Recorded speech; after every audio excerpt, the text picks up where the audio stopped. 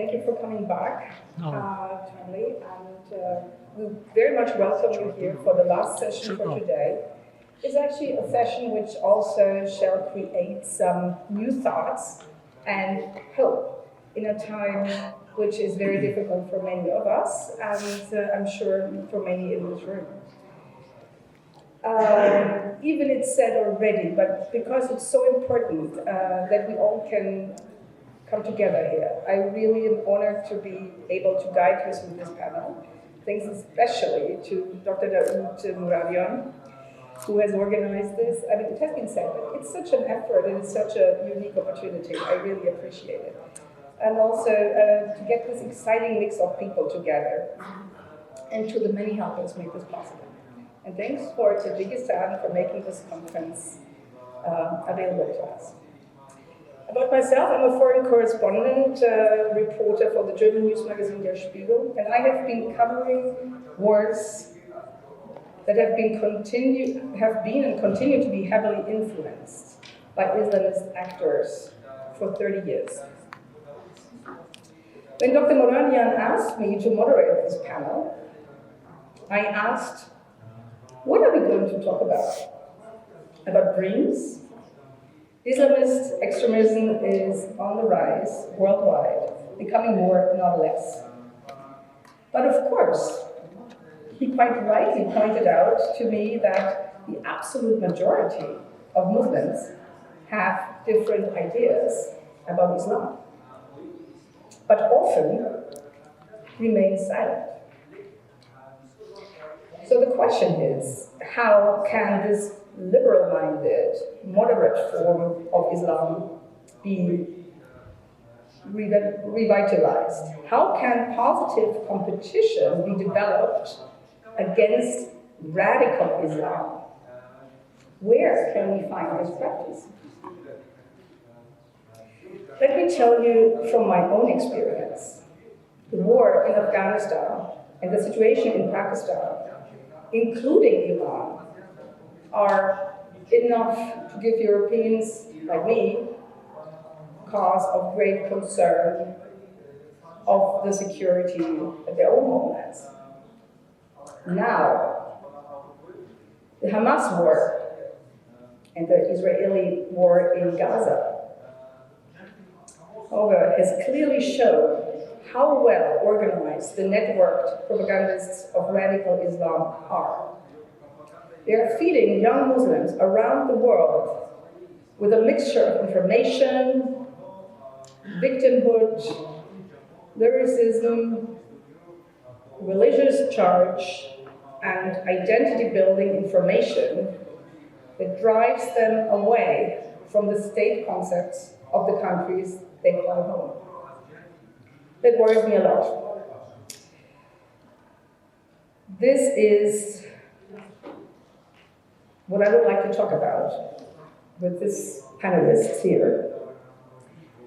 Experts from around the world with a wide variety of countries, and therefore they all have a very special expertise. I'm a little bit sorry that one of our panelists chose to not join us because his voice is very important. He chose to sit at the bench, and I actually would very much appreciate Dr. Hassan Aboutaleb if you could come and join us, would you?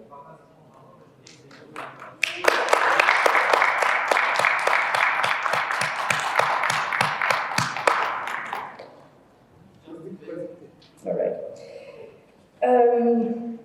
Maybe join us later then. To introduce our panelists that were already briefly introduced, to my right, Ambassador Moheq, Islamic studies scholar from Afghanistan. To my left, the very well-known Dr. Rubin, Senior Fellow at the American Enterprise Institute, most likely one of the people who have studied Afghanistan from all sides and angles as almost nobody else. Mr. Mustafa Akyol is unfortunately not with us personally, but he will send us a video message right after this introduction. And Mr. Kadyr Malikov from Kyrgyzstan, which is in particular interesting because the rise of the extremist ideas and interpretations in Central Asia are a very big concern for many. And actually, usually ladies first, but Ms. Nasrine Gross in particular asked me to call on her only in the very end, which I do. But I think before we start now, we will going to hear the video with Mr. Mustafa Akyol, who is a writer and journalist from Cato Institute in Turkey, who has written books with a beautiful title like, why is that? Why? I noted it because I found it really remarkable. Why, as a Muslim, I defend liberty and Islam with no extremism, with no extremes. So, if we could hear him, see him now, would that be possible?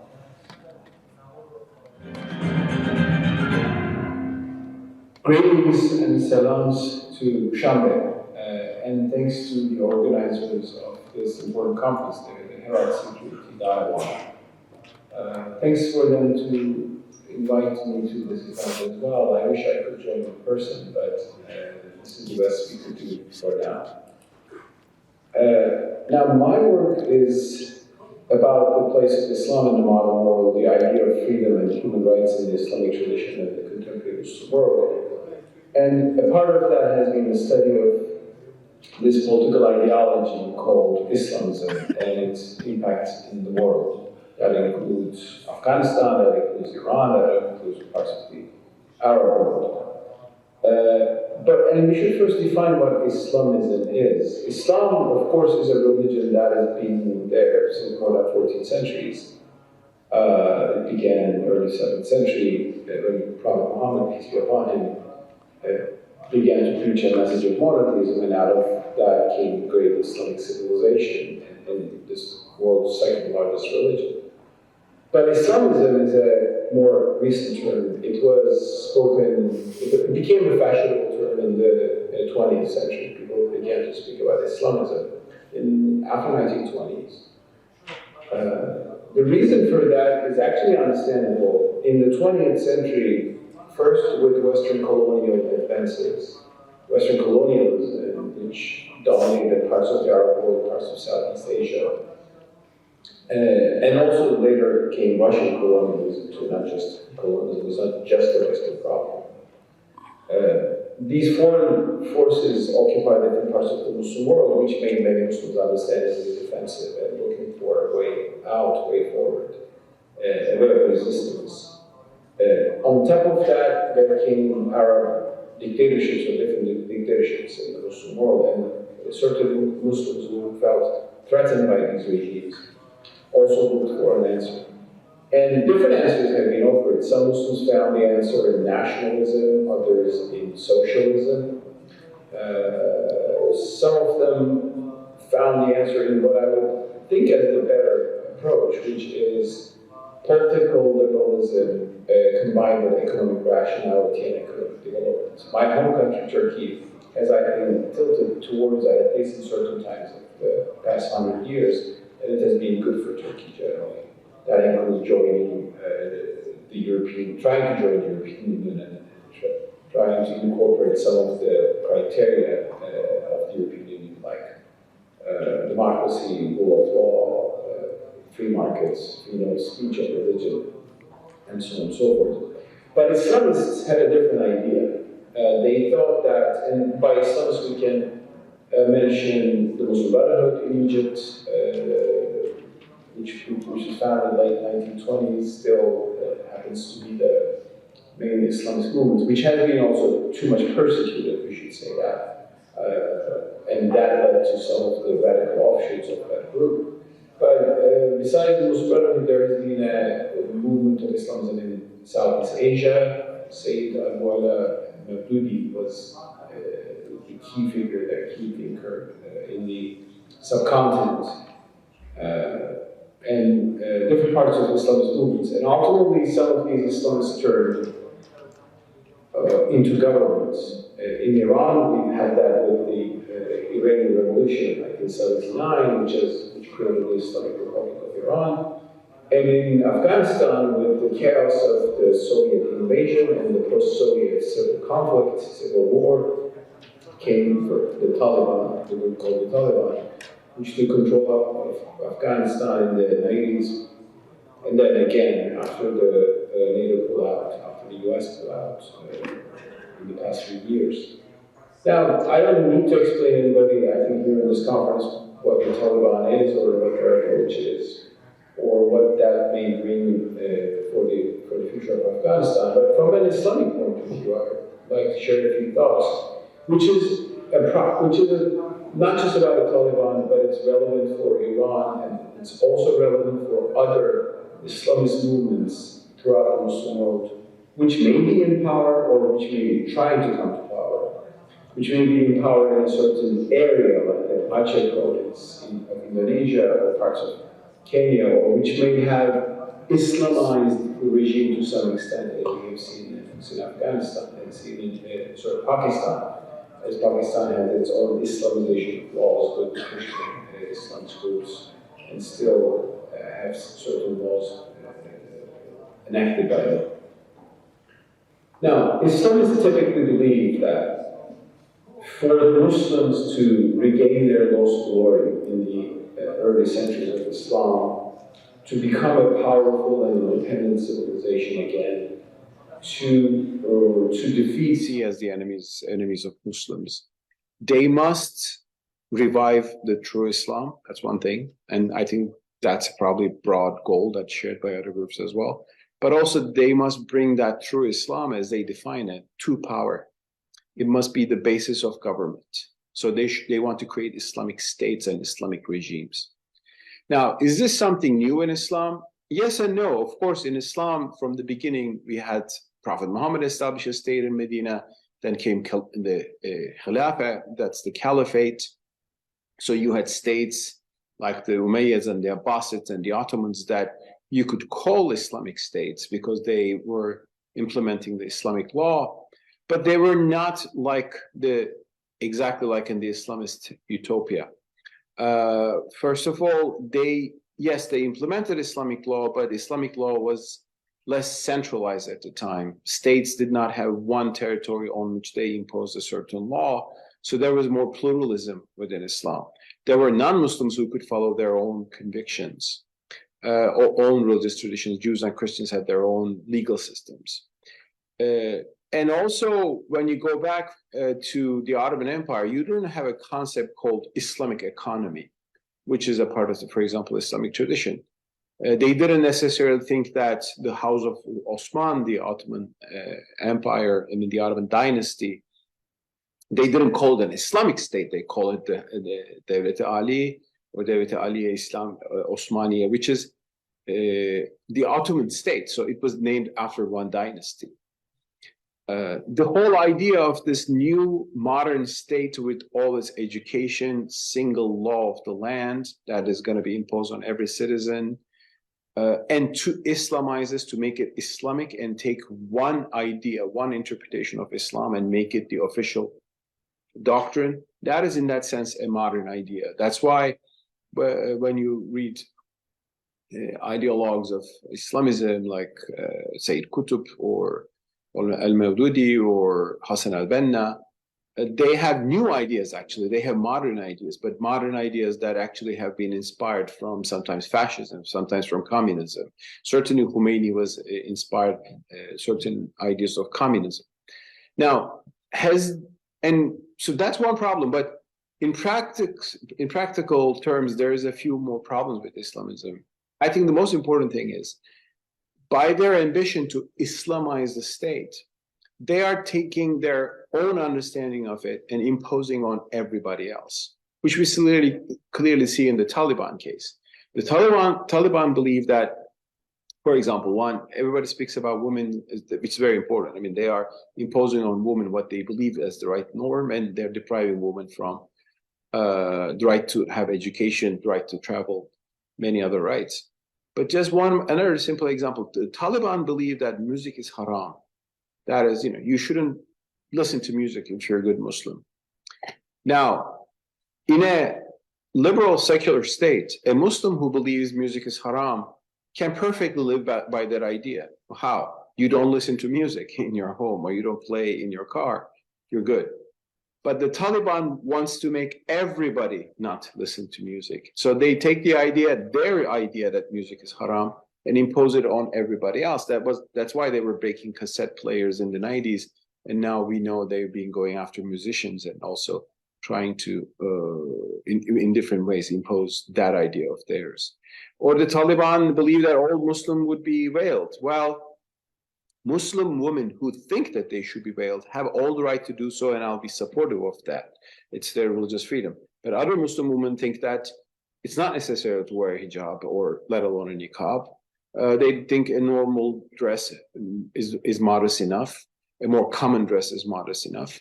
And they should be able to right to choose that. So if we had a actually secular liberal state under which if you want to wear a niqab, you can wear it. If you don't want to wear it, you don't wear it. And that's the right way. And that is the only way to make it religiously meaningful. Because if you impose one interpretation of Islam as the state's directive, it's not God's command anymore. It's the state's command. Instead of that, people should be able to practice Islam as they believe in it, with their own conscience, with their free choice.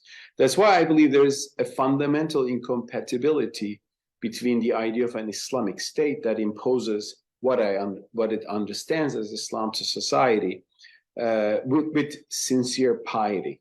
It's because when you impose people something they don't want to do, it's not worship anymore. It's not piety anymore. It often leads to hypocrisy.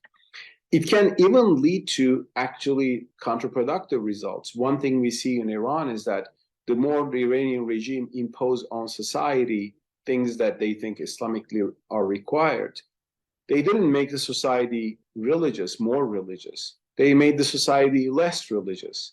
Today, many polls show that the Iranian society has become quite secular, less observant than before. There are many Iranians who have actually converted from Islam. They have become atheists, or some of them converted into Christianity, of course, secretly in Iran, because that's a crime. Many of them have fled to the West. And visitors to Tehran observe that, society has become growingly less religious, less respectful to religion, precisely because it is imposed on them.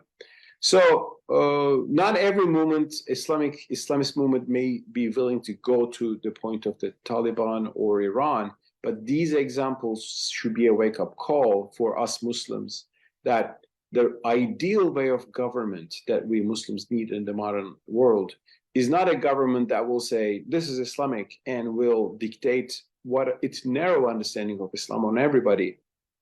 Instead, what we need is governments that will protect the freedom and the security and the rights of every individual, every human being, so they can choose to be pious, so they can live their religion as they want, whatever sect they are following. Or if they're not pious, it's still their choice. It's between them and God, and you cannot make them pious by forcing them. So I think Islamism basically goes against the Quranic principle of La ikraha fid din. There is no compulsion in religion. They bring in a lot of compulsion in religion. And that's not good for religion. That's not good for society. We clearly see that in Afghanistan. Of course, years will show how long this experiment will last. But I think we should not lose hope for having Muslim majority states where we have freedom as the foundation of that state, freedom and security and justice, under which people can be pious in the way they want to be, which is the, I think, right way to be religious. Thank you again for inviting me for this conference, and sorry that I couldn't join in person. Inshallah, as we say, maybe sometime in the future. And greetings to everybody who were kind enough to listen to me, and many salams. So thank you very much that we finally heard some enlightening words of Mustafa Akyol. Actually, he stole your time. Unfortunately, it was not only an introductionary note, but also actually a lecture. But a lecture we can take a lot from. I start with you, Michael, sitting on my left side. As I mentioned before, we now stick in Afghanistan for a moment. Even we want to talk about a broader picture of Islam and Islamism and how it can be liberated, beliefs can be liberated, and what is the ideal foundation of a liberal idea of Islam. You have been, I don't know how many times you traveled to Afghanistan, most likely a couple of hundreds of times. And how would you describe the situation in Afghanistan today? Of the now, let's say, 40 million Afghans in Afghanistan, how many Afghans there today are still traditionally conservative? How many are now ideologically oriented and follow extreme interpretations of the Deobandis or even Al-Qaeda, which once had their origins in the Muslim Brotherhood? And how many still follow the sheer spirituality of Islam, which is traditional but apolitical, poetic, and in the end, very personal? Thank you very much. I'm going to take the academic prerogative to say what I want, and I will answer your question as I say it. I also want to start by thanking Dr. Davoud Moradian, but I don't want to thank Davoud for this conference. Rather, what I want to do is focus attention on how bold he has been and how much behind the scenes he has done far beyond the confines of these conferences, and really put his neck out there in a way that few are bold enough to do. And so for that, in addition to the conference, I want to thank Dr. Moradian. The way I'm going to interpret this question, because the answer is simple, I don't know the current situation in terms of the numbers of Afghans. What I do know is what Mustafa, a friend from back in Washington, has related, in that people are no longer, of course, free to practice Islam the way they wish to. And at the same time, what the Taliban are doing is trying to impose an interpretation which is foreign to Afghanistan. What I want to dedicate my remarks to would be understanding how the policy community inadvertently, through our own biases, often plays into Taliban hands. So I'm going to focus specifically on what I know best, which is how Washington sometimes becomes its own worst enemy. Let me start by saying, again, I'm not only going to talk about Afghanistan here, but also my experiences in Iraq and in Syria with the Islamic State. The first thing I would argue when it comes to Washington's approach to this extremist Islamism is that too often political correctness constrains the way the United States approaches the problem. We don't want to insult Islamic sensibilities, and at the same time, we confuse extremism with authenticity. We see this, for example, in some State Department brochures, which talk about Islam in America, and 90% of the photos of women are showing themselves wearing hair covering, where 90% of American Muslim women do not wear hair covering. So why are we imposing this notion of this interpretation which is more extreme than the actual practice? Part of the problem in American political and policy culture is the third rail of our separation between church and state, between mosque and state. What that means in practice, and I experienced this when I worked in the Pentagon a few decades ago, is that we don't want to touch religion at all. But that's not the way the world works. Religion is a factor, and when you're in Afghanistan, maybe not in the military bases, but among ordinary people, or when you're in Iraq, or when you're in Syria, religion is a factor. The question isn't whether it's Islam or not Islam. The question is what the people who are suffering in those regions acknowledge, which is we're facing a debate within Islam. We can't simply ignore religion, and we can't ignore that the problem, that criticizing the situation isn't criticizing Islam.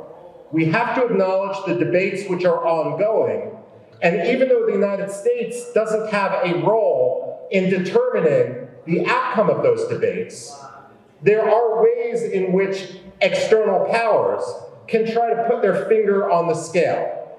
For example, when Saadettin Ibrahim was arrested back in 2002 in Egypt for having said that there's very little difference between autocracy and theocracy, that autocrats use the mechanisms of state to repress people, and the theocrats use the mechanisms of the religious infrastructure to oppress people, that the only thing they agree on is squashing out the liberal alternative, which might try to emerge in between. He was arrested by the Mubarak regime, and the Bush administration held up $120 million worth of aid in order to successfully compel his release. We've had the opposite.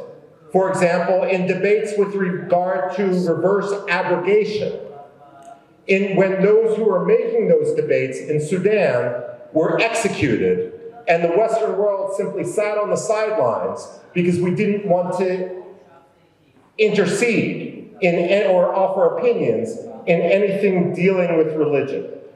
Now, I visited the Taliban in the year 2000, driving from Jalalabad to Kandahar. And subsequently, much more recently, I visited both Mosul and the former Islamic State capital of Raqqa. And I was able in each place to interview people. And what becomes clear is that those who suffer under Islamic extremism are, in this case, the Sunni Muslims themselves. And therefore, it's ridiculous and counterproductive to suggest that somehow, by acting in a restrained fashion in these debates, that somehow we're being sensitive to religion. Actually, we're helping the perpetrators against the victims if we refrain from criticizing the extreme nature of some strains of these religious debates. And I saw this also when I used to teach for the US military. It was easy to get figures on so-called green-on-blue violence. When some Afghan soldier would turn his gun and kill members of NATO who were training with them or in the same unit. But it was almost impossible to get the figures of green-on-green violence. When some Afghan soldier would be penetrated by the Taliban and would turn his gun on his colleagues who were fighting for freedom of all Afghans, men and women, regardless of ethnicity, regardless of religiosity. The figures of green-on-green violence were, at a minimum, 3 times as high. Okay, I'll be very quick. We have to ignore the state sponsorship of terrorism and not ignore that everything is organic or indigenous. It's ridiculous to say Pakistan had no role sponsoring the Taliban, and it's ridiculous to say that Turkey had no role in facilitating the Islamic State. We can't confuse access with wisdom. The case in point here would be Zalmay Khalilzad, who I would argue became the useful idiot of the ISI. Because the ISI gave him exclusive access, he was able to sell that back in Washington. It's condescending and racist to conflate the Taliban and Islam, the Taliban and Pushtun culture, and the Taliban and Afghan culture. So in answer to your question and to conclude, the issue isn't how many Afghans right now want a better future. I would say the majority of them do, the vast majority. The question is, what mistakes is the United States and more broadly the international community making, which actually reinforces and infuses the Taliban with legitimacy that they in no way deserve? Thank you. Thank you, Michael. That was certainly brilliant and didn't perfectly ask my question, but I don't allow you to escape from that totally. One very brief, really brief answer. I mean, the path. What was that?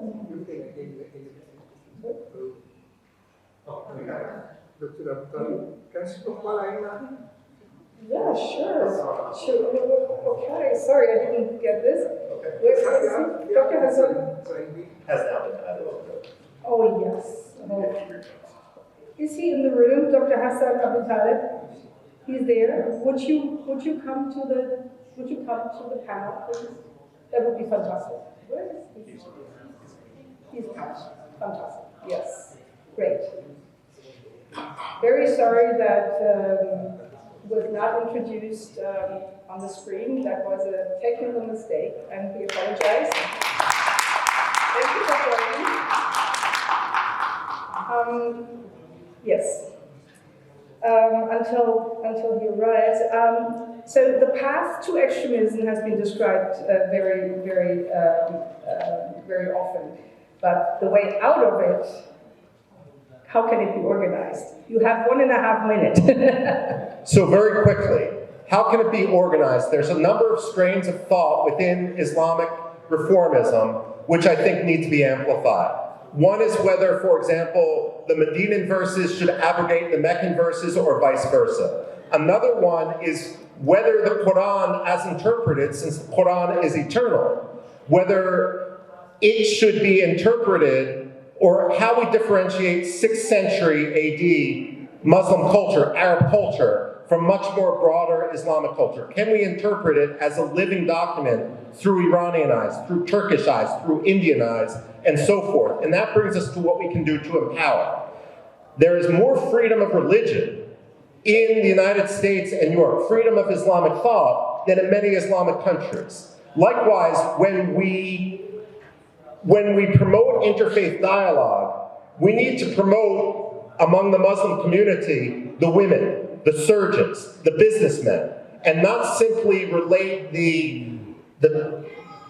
focus of the dialogue to a self-described Moheq.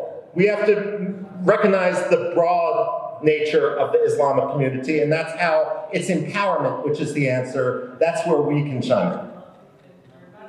I mean, thank you very much, Michael. I mean, we all know that this is not a simple thing to do. I mean, to reach out to the women, I mean, you usually need to have the permission of the men. But that's it. In the United States. Right. Dr. Hassan Aboutaleb, thank you for joining us.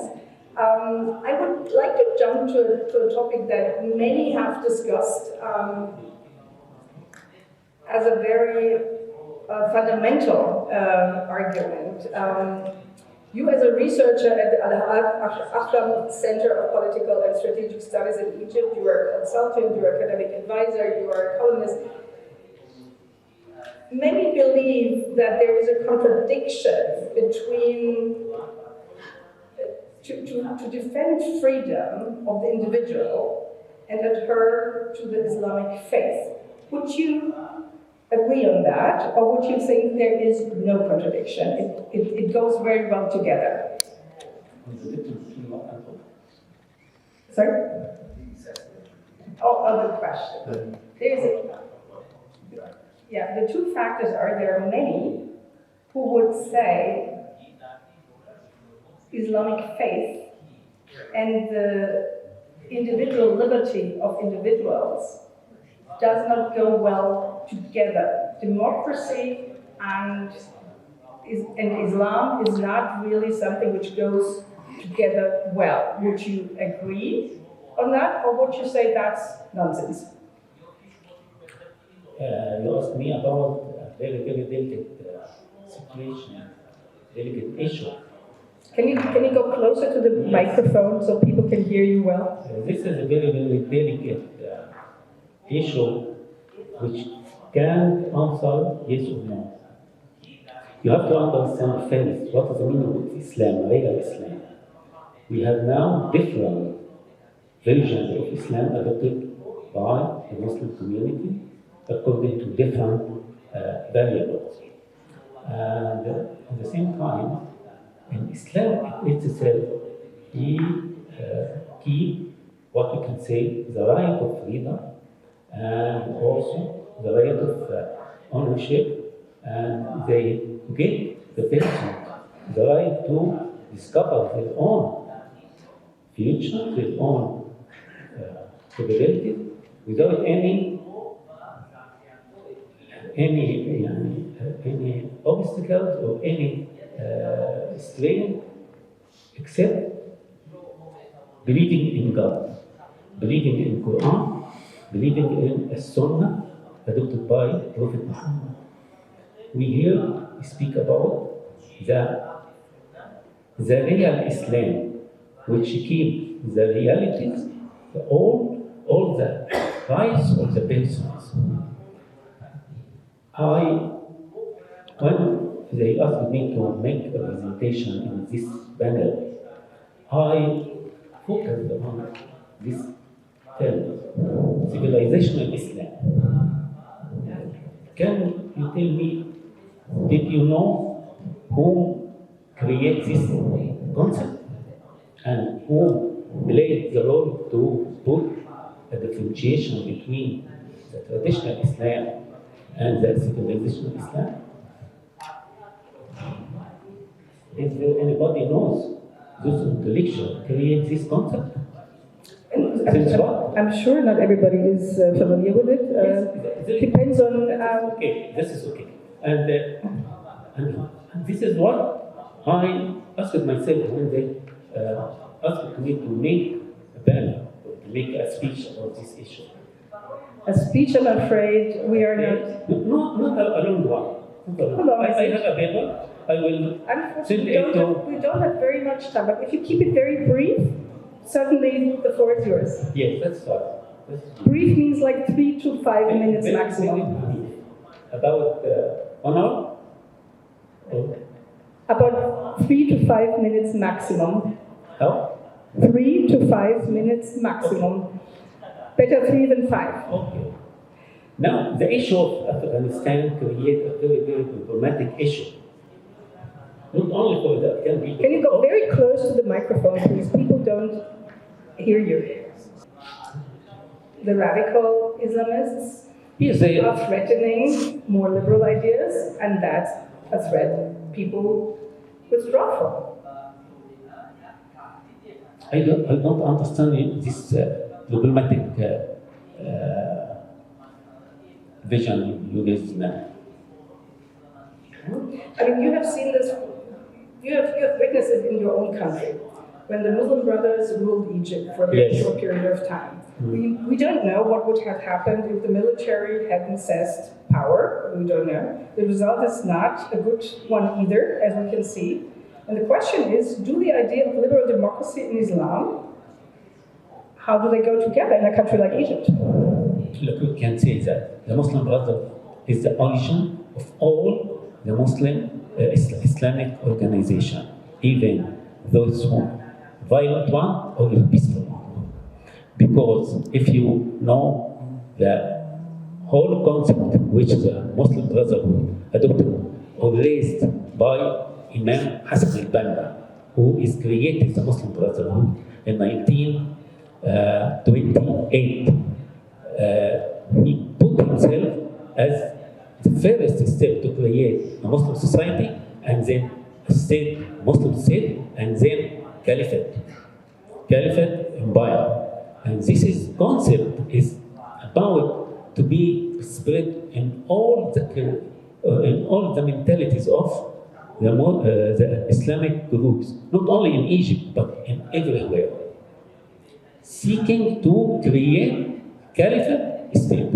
But the major difference between who are local one and the cross-border one is the local one concentrate and focus in making an Islamic government according to their interpretation for only a local society. The other not like that. The other trying to spread. Here it doesn't for them the matter of Islam and democracy. This is a matter of creating a Muslim and an Islamic government according to their interpretation, which is not famous, is not acceptable by the other faction in the society. This is not a matter of democracy here. This is a matter of creating a model, a correct model of interpretation based upon the original concept of Quran and the Sunnah. Thank you very much. Great. Yeah, that's absolutely right. Thank you very much, Dr. Aboutaleb. There was something in your speech which I found remarkable. You said something about the frustration in the Arabic or in the Islamic people. So I'm wondering what factor that plays. Ambassador Moheq, where does the susceptibility of young people in Pakistan and Afghanistan and other countries that you observe to this extreme way of life come from? Why does it not seem attractive to be self-determined? To lead a life in which you make your own decisions, to choose your own partner, for example? I have two questions. That's the simple one.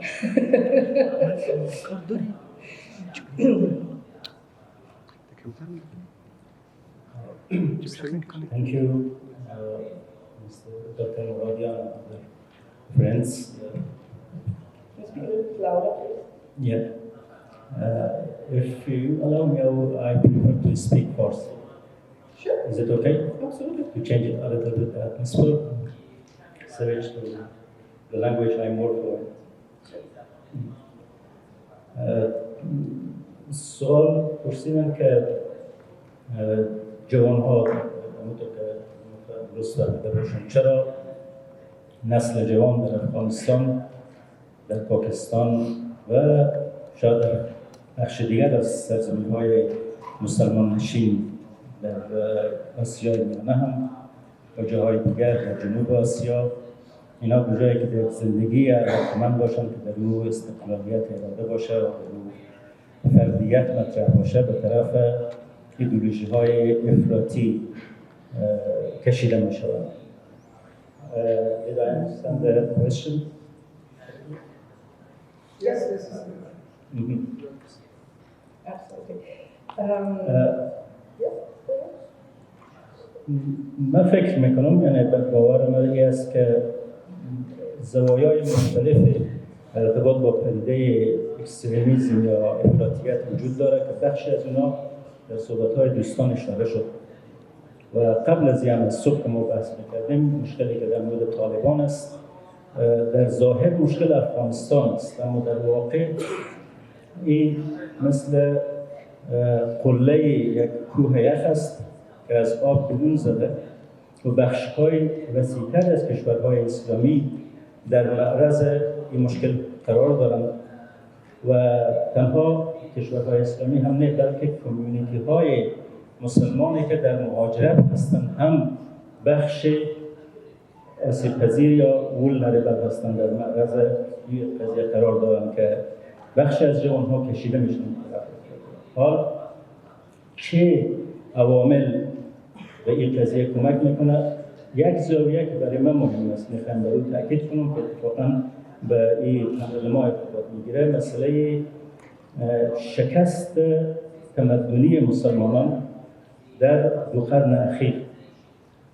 یعنی ما یک رنسانس را شروع کردیم از پایان قرن 18 و از آغاز قرن 19. این رنسانس در چند کشور مسلمان برای افتاد. در مصر زمان محمد علی پاشا، در ترکیه اواخر عثمانی در ایران در میان مسلمانان هند سید احمد خان و شبه‌خواجه هند اینها شروع کردن یک روندی که رنسانس در کشورهای مسلمان بود. اما این رنسانس به اون شکلی که در اروپا با موفقیت پیشرفت همون مسیر نتوانسته و با افتخیزهای زیادی همراه بود و یکی از نتایج این شکست یا افتخیزهای شدید اکستریمیسم یا پدیده‌ای که ما امروز با او دست به گریبان بود.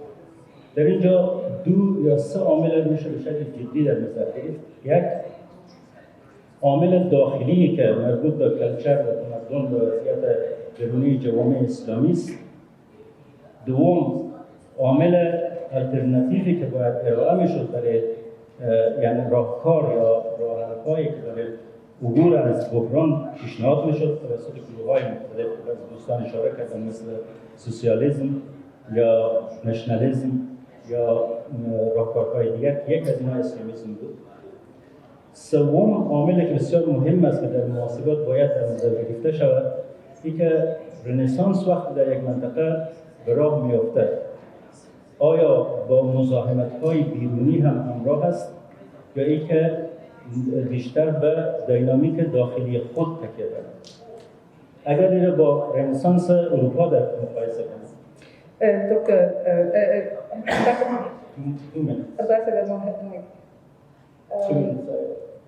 Yes, maybe you want to include the question how this renaissance of the Islamic civilization could be revived and what factors could lead to that revitalization. بر اساس تجربه تاریخی ما در کشورهای اسلامی یک دوره از شکوفایی تمدنی ما تجربه کردیم که بر اساس کلندر مسلمانان قرن 2 قرن 3 و قرن 4 و قرن 5 وقت شکوفایی تمدن اسلامی است، وقتی که در همین سرزمین در همین منطقه ما و شما ابن سینا ظهور کرده در غرب فلسطین آمده، در اون سمت جهان اسلام ابن رشد ظهور کرده، خوارزمی یک دوره یعنی که یک پتانسیل وجود داشت در جهان اسلام که یک شکوفایی تمدنی وجود داشت. در این دوره ما با یک مشکل جدی که مواجه بودیم بود که در یک سطح دینامیک داخلی کشورهای اسلامی دچار یک کانفلیکت درگیری درونی بود، از یک سو دیگه یک تمدن قدرتمندتری بود که حوادث داخلی کشورهای اسلامی مدیریت میکرد به سوی اهداف سیاسی و اقتصادی خود که نقش کلونالیسم یا استعمار را نمیشه نادیده گرفت. یک از اون مهمتر نقش حمایت از اسلامیسم در دوران جنگ سرد. این به شکل آگاهانه از بخشی از جهان از بیرون جهان اسلام دخالت جدی صورت گرفت. در وقتی که ضیاءالحق در پاکستان به قدرت رسید، در زمانی که انقلاب ایران اتفاق افتاد، در زمانی که جهاد افغانستان شروع شد، در زمانی که در سعودی جهیمان مکه مکرمه اشغال کرد، در زمانی که انور استادات در مصر از شوروی از اتحاد جماهیر شوروی فاصله گرفت و به طرف غرب آمد. یعنی این عوامل متعدد دست به دست هم داد که ما با وضعیت روبرو هستیم که امروز ما را به نام اکستریمیسم اسلامی می‌شناسیم. همه این عوامل را باید به همدیگر وصل کرد و فهمید که چرا ما به اینجا رسیدیم. اگر این ما تقلیل بدیم به یک عامل، دو عامل، عوامل کلی هست. فقر مثلا یک عامل است که جمهورها به طرف افراطیت کشیده میشن. پایین بودن سطح سواد در جوامع مشکل هست. بیکاری، اینها مشکلات درجه دوست، مشکلاتی که پارادایم ایجاد میکنه. The big paradigm of in the world, who is leading this paradigm, who is creating this paradigm, the superpowers who are creating the international discourses in the world. در این سطح وقتی که موضوع بررسی میشود، ما بین عوامل درجه اول و عوامل درجه دو تفکیک کنیم، ببینیم چقدر نتیجه‌ای که می‌خوایم the conclusion، نتیجه‌ای که بخشی از این مسئولیت برمیگرده به اشتباهات و مشکلاتی که در داخل جوامع اسلامی وجود داشته، بخشی از این برمیگرده به سیاست‌های قدرت‌های کلان در وقت جنگ سرد که تا امروز هم ما کم و بیش شاهد او هستیم بین قدرت‌های کلان جهانی. اونها جریان‌های بزرگ مدیریت میکنن و اکستریمیزم در این فاصله ها و شکاف های کانفلیکتی که بین قدرت ها وجود میاد فرصت رشد بده.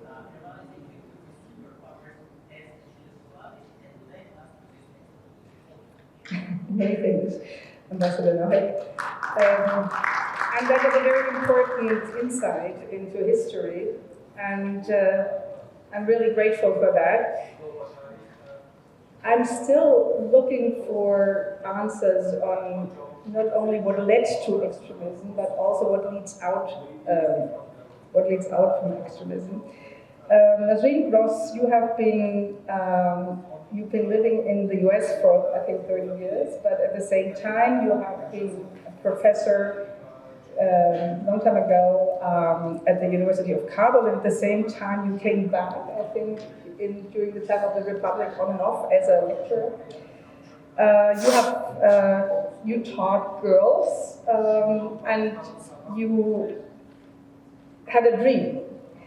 The dream was that they one day should be able to read their rights in the Constitution themselves.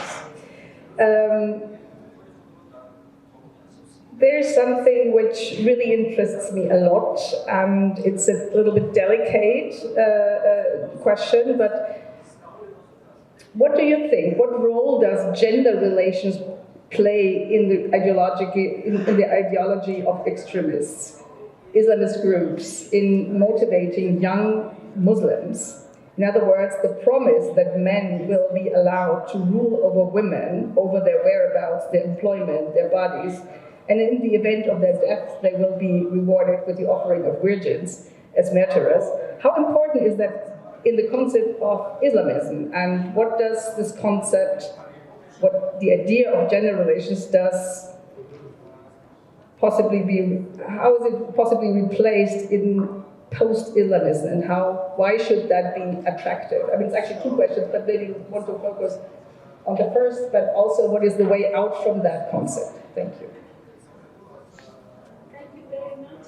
So far the discussion has been very, very learning for me. I learned a lot from everybody.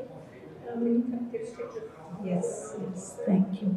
I want to thank Dr. Moradian and Ali Nazari for alerting me about this conference and inviting me.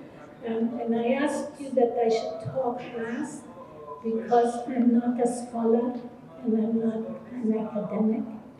I'm somebody that knows how to write a book, and a few topics have interested me, and I'm a researcher, so to speak. The question you asked, let me ask the audience a question. If you have a society that is 90% illiterate, and you want to actually implement a constitution,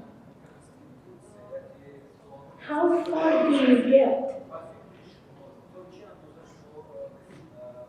You don't have to answer, I know the answer.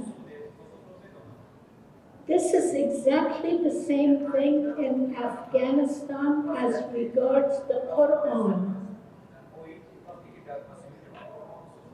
I lived in Afghanistan for 19 years.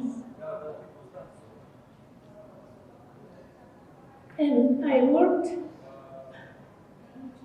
not with the elites, but with the masses. And what I tell you is my own observation. I wrote a book called Women in the Quran. I wrote a book called Women in the Quran, and it has all the verses of the Quran that mention the word woman. I found out that in Afghanistan, nobody knew about this. Nobody had the presence of mind to remember all these verses. But I learned more than that. So, printings, the first one was based on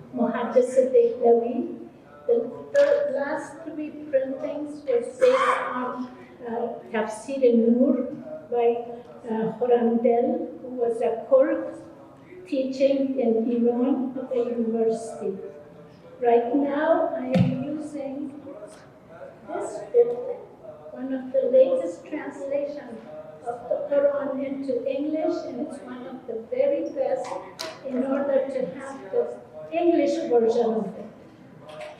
Now, let me tell you 4 points that my 19 years of living in Afghanistan and dealing with masses have taught me, and also the university and students. You know, in Afghanistan, I want to look that way, but in Afghanistan, I think no more than 10% maximum of people can know Arabic enough to read the Quran and understand it. Our languages are Farsi, Pashto, Uzbeki, these things. So it's safe to say that 90% of Afghans, all their lives and for several centuries, they can read the Quran, but they do not understand what it means. What kind of a good Muslim can I be if I don't know what my own holy book says? The knowledge comes from the mullahs. In my time, mullahs in mosques. So one of the best things for the new Afghanistan, this vision that you are looking at, for me, is actually to provide good translation of the Quran in Farsi or Pashto, if it exists. But in Farsi, I know it exists. I used one that was done in Malik Fahad's Institute in Medina. It's a pocket size. It's one side a verse in Arabic and the same next to it in Farsi. It's one of the best. I got 500 copies of it from the Saudi ambassador, and I distributed it among the mullahs and among some of civil society and some of my friends who were also thinking of Islam. Believe you me, many of the mullahs cried when I gave them this. They told me that was the first time they had read a translation. Largest generation of Muslims who have read the Quran themselves. Now, what I suggest, and it's my little mind that is thinking that would solve. One is to have a gathering of real scholars of Islam from many, many countries to get together and do a normalization, what we in sociology call normalization of data for translation, the minimum and maximum of something, so that we don't go with 500 different interpretations of hijab. Or there are many, many points in that is that way. And the other good thing that we really need, we have to develop as Muslims a full concordance of the Quran, but with all the ideas, modern ideas, a concordance of what in the Quran is in the United Nations documents or something like that. Those are those 3 or 4 things. They are by no means the only things. There are several others, but I think that these things will help the Muslims of Afghanistan at least feel more vulnerable in order to stand up to the machinations of extremism or whatever.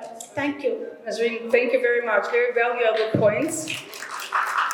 Really, very much appreciated because it's so practical what you say. May I add that I learned that in Saudi Arabia there is a project of something like 200 scholars from the Islamic world worldwide who exactly do that, go through the Quran and So, yeah, the Sunnah, to really find out what is still a fit for the today's world and which is actually not practical any longer. So there is guidance. What you're talking about is actually leadership. There is a lack of leadership.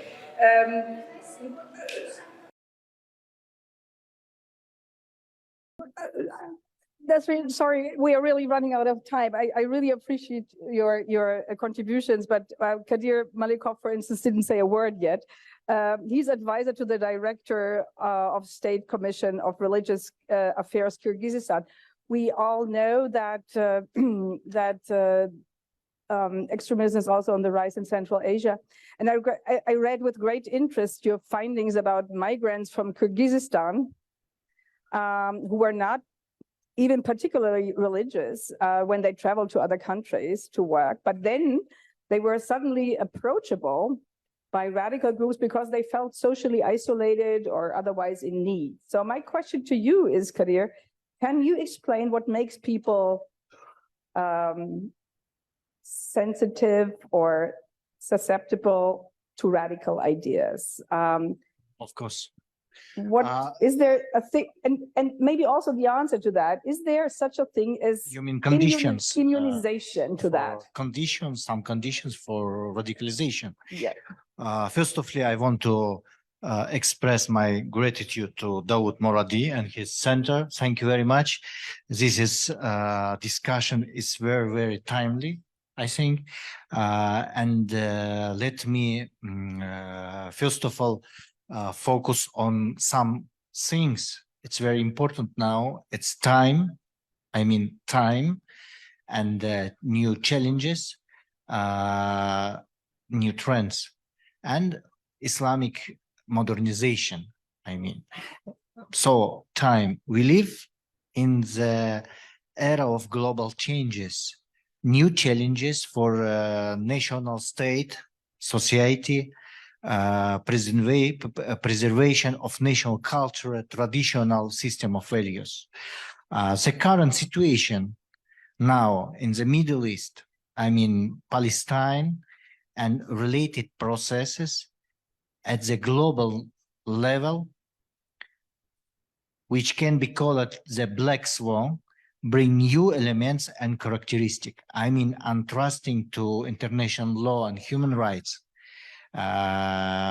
religions and civilization component, ethnical, humanitarian, political, legal issues also acute. Now we are speaking that we have challenges. It's clear that the absolute majority of our countries in the region even having different models of secularism, and all united by a common goal. It is the preservation of harmonious coexistence of secular religion and national values in the one state. It means they looking for to legalize the national state and secularism and democracy as a model within Islam. Thank you. You understand? Yes. So I just I want to put a question. What alternative narratives can the state, I mean also, and Islamic scholars offer, and what should be adjusted in policy now? Mm-hmm. Can I continue, May? I have time, or over, time is over, I think. I have many theses. Many maybe is not possible. About challenges, about, so I want to point, yes. Please, very briefly, and then I would like to open the floor, and then for the last, and then everybody has an opportunity to make a last remark. A closing remark. Yes.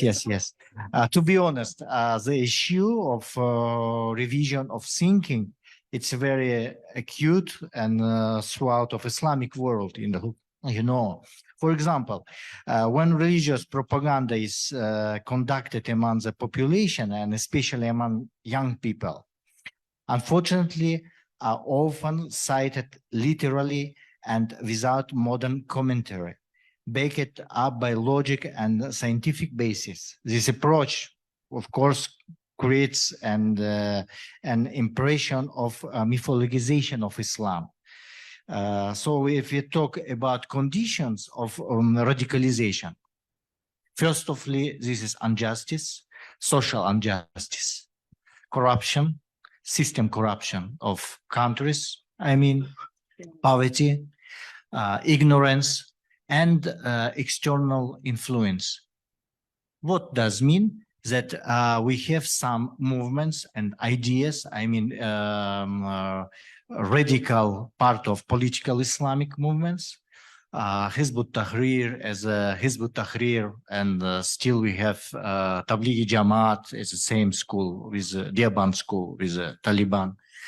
And we have also conservation of Islamic thinking, you know, because we can't find how to legalize national states, secularism, and etc.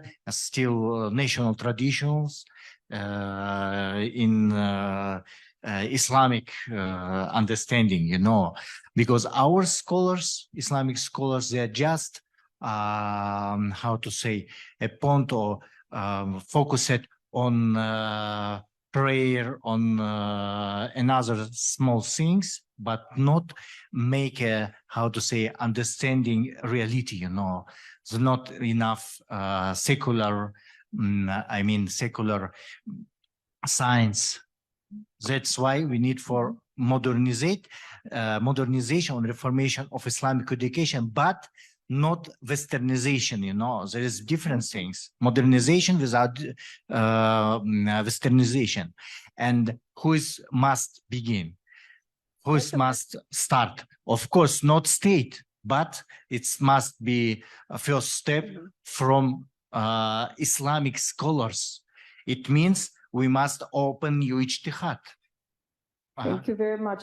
Kadyr, one follow-up question. The state, the state's role when it comes to injustice. Injustice, you made a point out of injustice, that people don't feel that they are provided with justice, and obviously are drawn into radical ideas because they promise justice, or maybe also they pretend not to be, or pretend that they promise not to be corrupt or be an alternative to what they have been offered with the state. Yeah.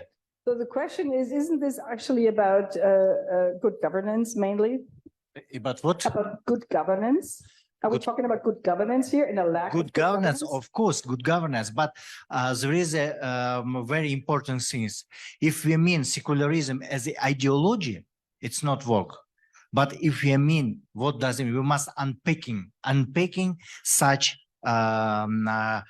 terms as what does mean traditional Islam?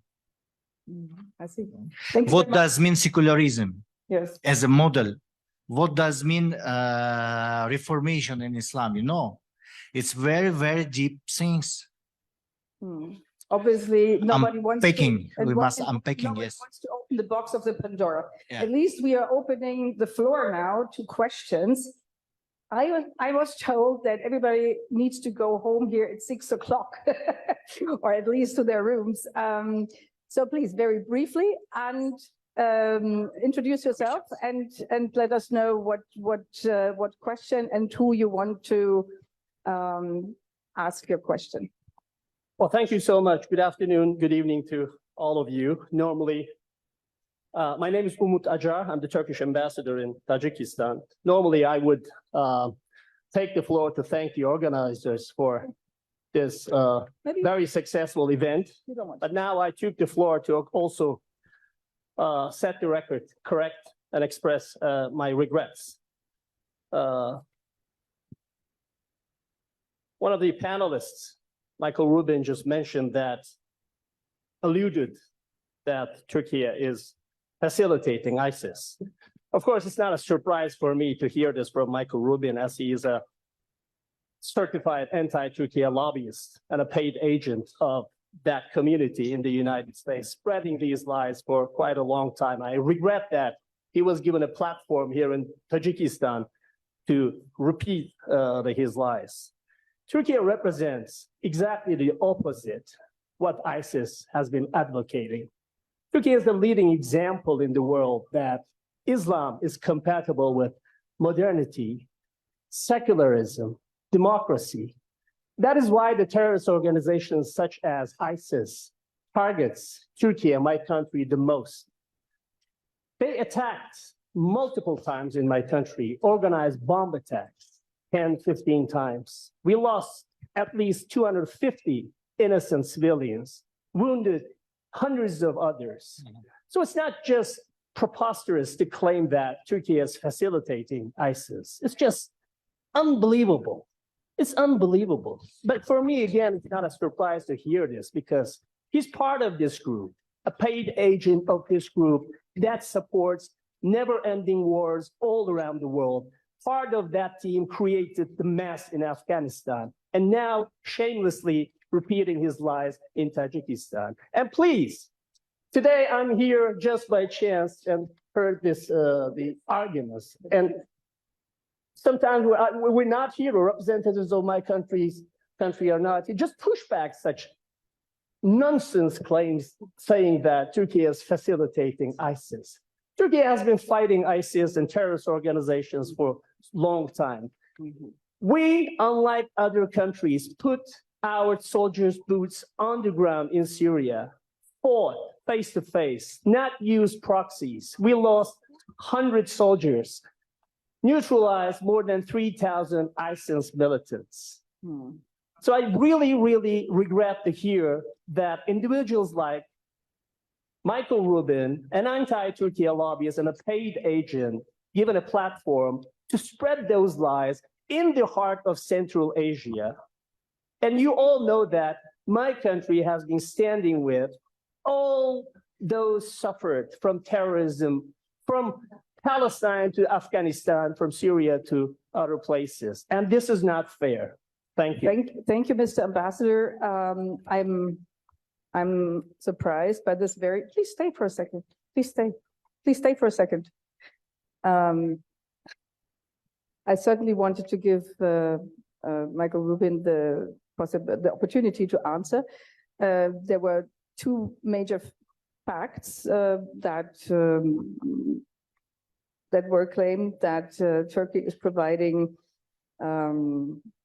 a platform for terrorism, and at the same time that Michael Rubin is a paid agent. Maybe you want to answer that. Firstly, I admire the ambassador's passion. I'm a paid agent of no one. I speak what I see.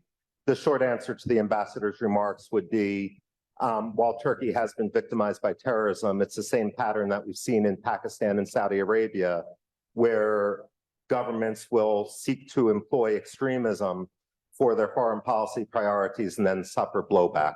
The victims to that are innocent Turks, and I regret that there's not the introspection within Turkish policy, and anyone who conducts such introspection is jailed, that we have to have this discussion the way we do rather than have much more civilized discourse. I really appreciate that this is possible here to exchange different views, and I'm sorry that the ambassador left. I hope he's still hearing the answer. There's a gentleman in the very back. Do you want to introduce yourself? بسم الله الرحمن الرحیم. با تشکر از حضار محترم از سوالهای جهتدار و عمیقاً با پیشقضاوتی ناظم مجلس هم تشکر میکنم و هم تعجب میکنم. جای حیف است که وقت کافی برای دانشمندان محترم داده نشد تا در رابطه با آنچه اسلامیزم نامیده شد و در حوله از اسانسیالیزم تشریح شد، گویا که اسلامیزم فقط یک واژه با یک معنی و یک مفهوم است و باعث خلط مشکلات شد که در ضمن ناظم محترم جنگ زمینی را، جنگ ضد کلونیالیسم که در فلسطین اجرا میشه، او را هم در جنگ سیویلیزیشن و جنگ مذاهب خلط کرد و باعث تشویش بیشتر ما در این رابطه گردید.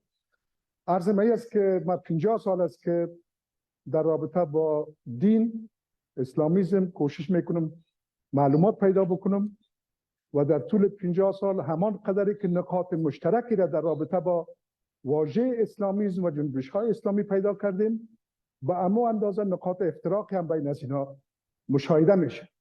کوبیدن، تعریف کردن، دفاع کردن از اسلامیزم به مثابه یک جریان واحد به نظر من خط بزرگی هست. Sir, your question? My question is آیا اسلامگرایی دکتر انور ابراهیم در مالزیا با اسلامگرایی در ایران شبیه هستند؟ یکسان است؟ آیا اسلامگرایی محترم رجب طیب اردوان با تحریک امارت اسلامی طالبان همسان است؟ خواهش میکنم در این رابطه یک مقدار عمق بیشتر و فهم بیشتر به کار ببرید. تشکر. Unfortunately, thank you very much for the question. Unfortunately, it's 6 o'clock now. So I just take this question and encourage everybody to have this conversation among you, because it's really a broader discussion. I ask you to very briefly give us one thought on our way to dinner. What would help to modernize Islamic civilization as we most likely all wish it to see in the future? Do you want to start? Very briefly, Nasrine. To me, I think that it will help this week, next week, or United Nations elimination of violence against women. And it will help the Islamic civilization and the whole world if next year there is no violence against Afghan women. I pray to that.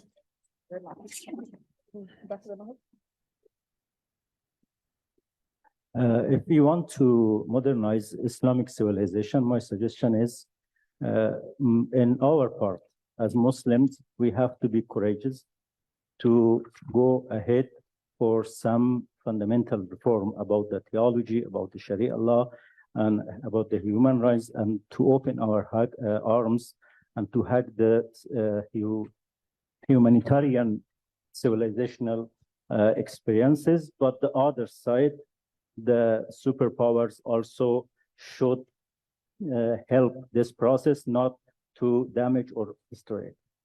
Thank you. Yes, Aboutaleb. Yes. Very simple.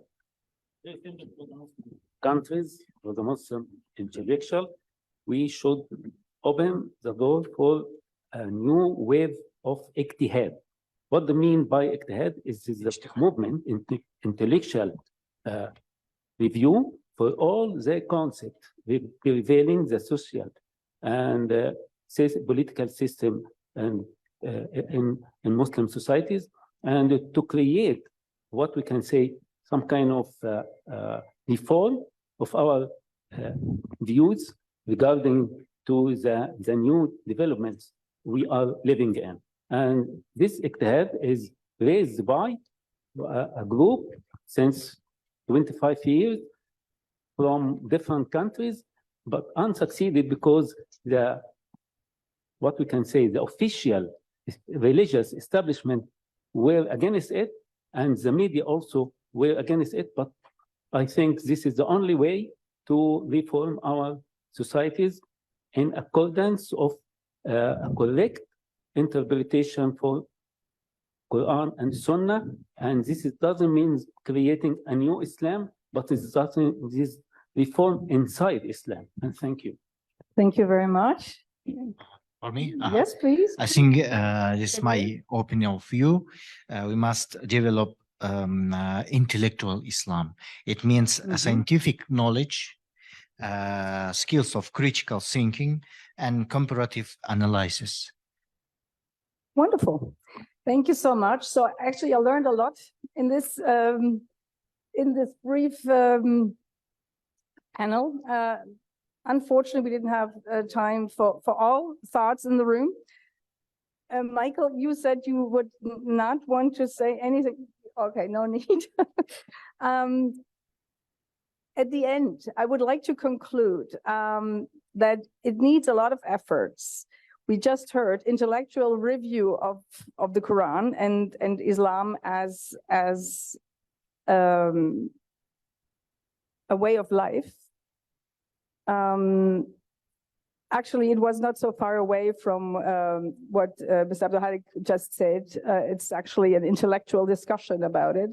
The absence of the impact of women obviously contributes to extremism. Scholars and authorities in the society need to stand up against radicals and be courageous, as we just heard. The interference of foreign countries and forces need to be cautious and sensitive, and productive, not counterproductive. So, and if this is all happening, we would see a beautiful renaissance of Islamic civilization. Thank you very much for your attention.